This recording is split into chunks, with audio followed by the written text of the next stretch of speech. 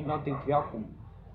Denise in Afrikaans, dat bij gebeurde, dat bij half 7 weer terug naar Isabelle toe, de eerste wezenlijks bulletin zal worden uitgesaai zal worden. En dat de geheel tijd dat bij sessie terug naar de week dat bij de naweek terug naar ETW, zodat de ETW zijn nieuwsbulletin nog steeds geraakt niet.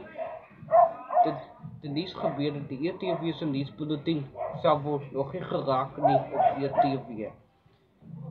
Ons moet na 12 december terug naar half 7 terug naar ETW.